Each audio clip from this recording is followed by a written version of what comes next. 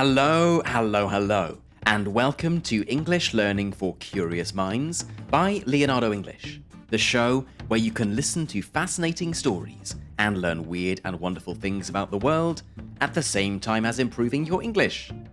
I'm Alistair Budge, and today we are going to be talking about a fierce footballing rivalry. A rivalry that was fought not on the pitch, but on social media, and then the high courts of justice in London. It's an amazing story that brings together football, Instagram, celebrities, trademarks, the law, and the most unexpected but brilliant piece of detective work. Okay then, Vardy versus Rooney, the battle of the footballers' wives. On the 29th of July, 2022, almost exactly a year before this episode will be released, two women stood in the High Courts of London, awaiting to hear the decision of the court. The case was not criminal. Neither stood accused of theft, murder, drug dealing, or anything like that. The case was one of libel, the crime of damaging someone's reputation by writing something untrue about them. And the two women were not just any random members of the public. They were Coleen Rooney and Rebekah Vardy. If you don't recognise their names, perhaps you might recognise the names of their husbands, Wayne Rooney and Jamie Vardy, two of England's best-known football players. This battle was the culmination of an almost 3-year feud, and the story of everything that happened is quite amazing.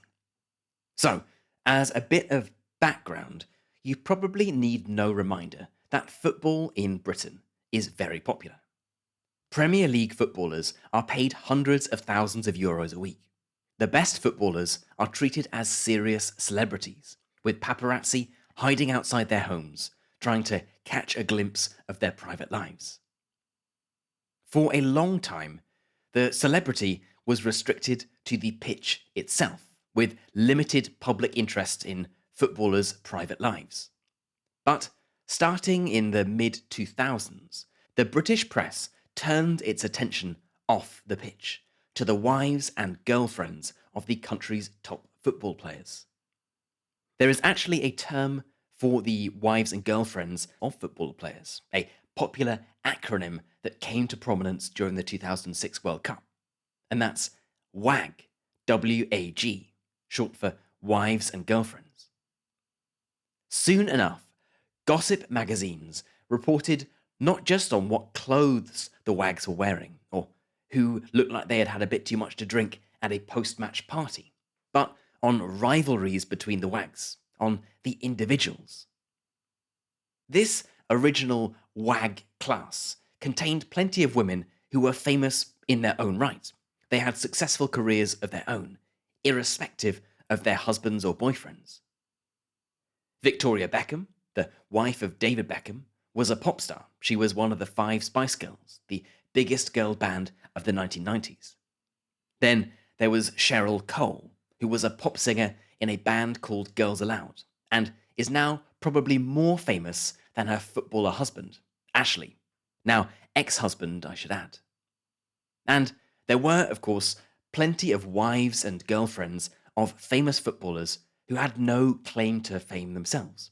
They were just normal, non-celebrity members of the public, like you and me. But clearly, when you marry a Premier League footballer and the lens of the paparazzi is on you, you become something of a celebrity in your own right. Magazines want to print pictures of you going shopping or out for a coffee. Suddenly, you are someone just because of the person you are with. Two such ladies were Coleen Rooney and Rebekah Vardy. Coleen Rooney was in fact a member of this original WAG group. She had met a boy called Wayne when they were both 12 years old, and they had been teenage girlfriend and boyfriend. This boy, Wayne, would grow up and become the youngest ever player to play for England when he was 17, then signed for Manchester United at 18. He is now retired from the sport as a player, but he enjoyed a long and successful career, starting in 2002 and continuing for almost 20 years. Rebekah Vardy joined the world of football a little later. She worked as a nightclub promoter. She met an already successful footballer called Jamie Vardy. The pair got married a couple of years later in 2016. Importantly for our story, Jamie Vardy and Wayne Rooney were England teammates. They played together from 2015 to 2018. But that's the last we'll hear, pretty much, about Wayne Rooney and Jamie Vardy, as they are very much minor characters in this story. Today, it's all about their wives, Coleen and Rebekah. The two women were reportedly close friends, but they were very different and had differing ideas about how they wanted to be seen by the press. Coleen Rooney had been in the public eye since she was a teenager. As soon as Wayne Rooney, her then boyfriend, became famous, the press turned its attention also to her.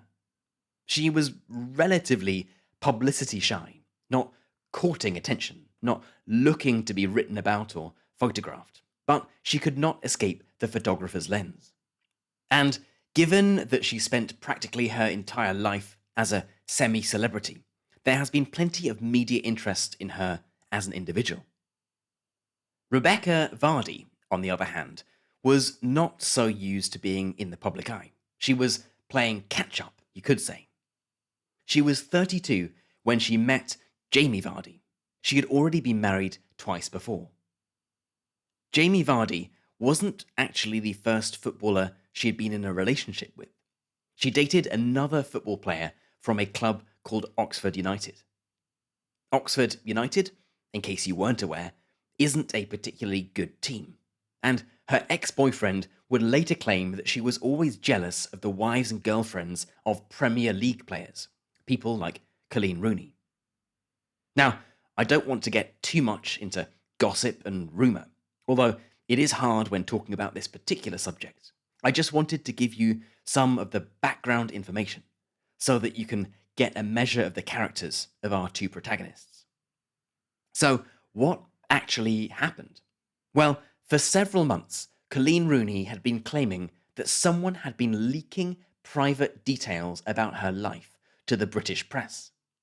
Someone, one of her trusted inner circle, must have spilled the beans, as there were stories published that revealed secrets about her life that she had only told to a select few close friends. And on October the 9th of 2019, there was the bombshell, the big announcement. It was a tweet, and I may as well read you all of it, as you'll see that Coleen Rooney has quite the knack for drama. Okay, so here we go.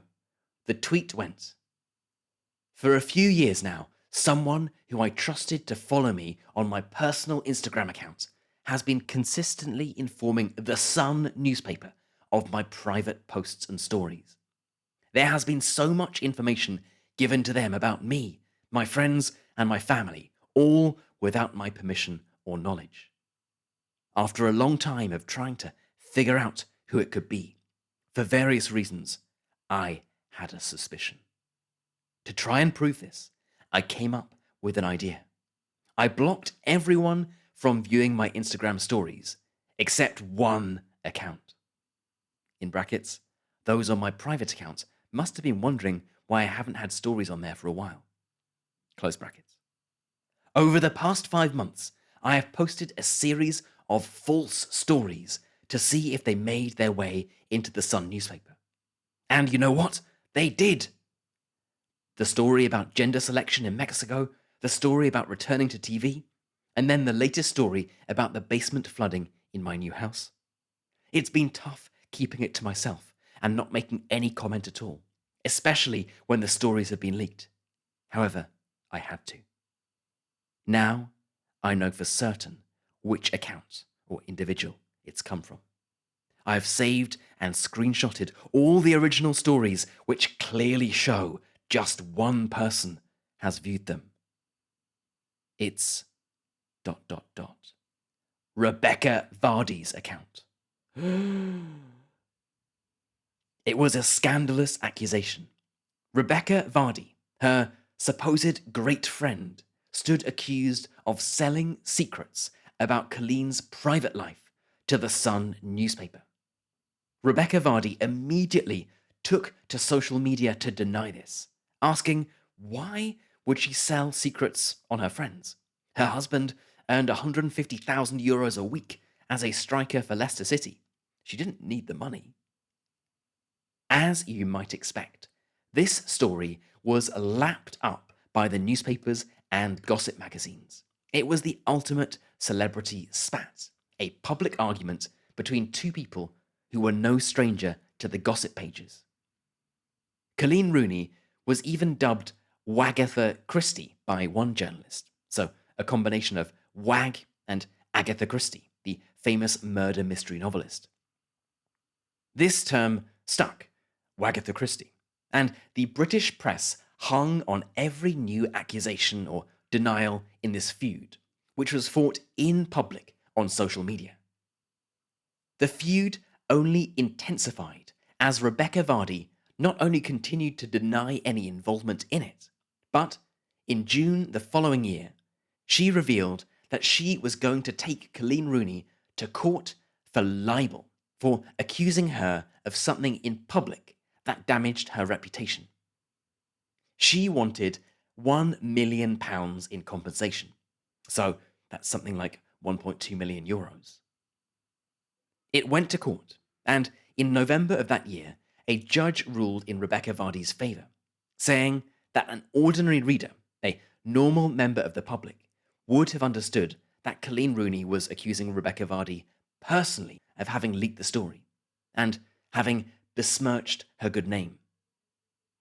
Rooney was ordered to pay just under €30,000 in compensation to Vardy, but this was only the first stage of the process. The next stage of the case required Coleen Rooney to prove beyond reasonable doubt that Rebekah Vardy had personally shared this insider information, not just that it came from Rebekah Vardy's Instagram account. To explain the difference, Vardy had claimed that maybe someone had accessed her Instagram account and sold the stories. She couldn't be sure, but it was definitely not her. So, to chapter 2 of the story. And here is where it becomes as dramatic as any Agatha Christie novel. As the trial dragged into 2021, it took a nasty turn as private messages sent by Rebekah Vardy were read out. In these messages, which were sent before Rooney had publicly accused Vardy, Vardy referred to Rooney as a, quote, nasty bitch, telling her agent that she would love to leak stories about her to the newspapers. So she was calling her these names behind her back while still publicly claiming to be her good friend. Vardy's agent would also be dragged into the case, as a WhatsApp message she sent to Vardy was shown to the court. This was a WhatsApp message from early 2019. Vardy's agent had shared a picture of a tweet from Rooney saying that someone was betraying her, and sent it to Vardy with a laughing face emoji and the text, "It wasn't someone she trusted, it was me." Bad news for Rebekah Vardy. But it wasn't definitive proof. To win the case, Coleen Rooney needed to prove that it was Vardy herself that shared the story with the Sun, and this message only showed that the agent had sold the story and that Vardy knew about it. Rooney needed more proof, and that proof surely could be found on the agent's phone. This agent, after all, was clearly not very good at covering her tracks. But in a terrible plot twist reminiscent of an Agatha Christie story, as the agent was on a boat in the North Sea, she mysteriously dropped her phone into the icy waters of the North Sea, with it plunging to the bottom, never to be found again. But how about the messages on Rebekah Vardy's phone, I hear you ask? Good question. Rebekah Vardy told the court that she had employed an IT expert to help her export all of her conversations from her phone. But in the process, all of the messages had been deleted from the phone, and the IT expert couldn't remember the password for the encrypted device he had backed them up on. They too were lost forever. What a series of unfortunate events. First, the agent's phone fell into the icy North Sea. Then, Rebekah Vardy's IT expert permanently forgot the password. Both accidents, of course, but they meant that there was no way to retrieve the messages that Coleen Rooney thought would prove conclusive. Still, the tide was turning for Rebekah Vardy. She had first claimed she had no idea about any of this. Then, she had been forced to admit that her agent might have been selling stories about Rooney, but without Vardy's permission. And then, she had to admit that her agent might have been accessing her Instagram account and selling stories, but still without her permission. Or so she claimed. And the agent dropping the phone into the sea, and Rebekah Vardy's IT expert forgetting the password. Well, it was almost as if Rebekah Vardy was trying to hide something. Rooney's lawyers pounced and took the opportunity to present Vardy as an unreliable witness who had lied under oath. This was technically true, she had, but Rebekah Vardy wasn't the sort of person to stand in court and be insulted. On the final day of the trial, she stormed out of the court. And on July the 29th, 2022, almost 3 years after the first explosive accusation came from Coleen Rooney, the judge announced the court's decision. The court ruled that it believed, beyond reasonable doubt, that it was indeed Rebekah Vardy who had sold the stories. She lost the case. Because it was only a libel case, not a criminal one, and it was Vardy who brought the case against Rooney, Rebekah Vardy didn't have to pay any damages. She was only ordered to pay 90% of Rooney's legal fees. Still, it had been a lengthy process, and Rooney's fees were an estimated £1.5 million, so almost €2 million. And of course, Vardy had to pay her own fees, which are probably similar to Rooney's. So the entire case will have cost her somewhere in the region of €4 million. Plus, her reputation is in tatters. As one article put it, she will also have paid millions of pounds for the privilege of being publicly humiliated. Fortunately, her husband is a highly paid footballer, and she also now has a series of licensing and reality TV deals. So it's not like this will bankrupt Rebekah and Jamie Vardy. But clearly, it's a lot of money. However, she does seem to have found a cunning way, potentially, of making some money out of the whole affair. Yes, there are the TV appearances, the inevitable book deals, and so forth. But it emerged earlier this year that Rebekah Vardy had trademarked the term Wagatha Christie. Perhaps this is an attempt to stop journalists writing about it, using that catchy term. Perhaps it's to try to make some money out of merchandise or the film rights to the case. Or perhaps it's to try to sue people who have already used it and get money out of them. Who knows?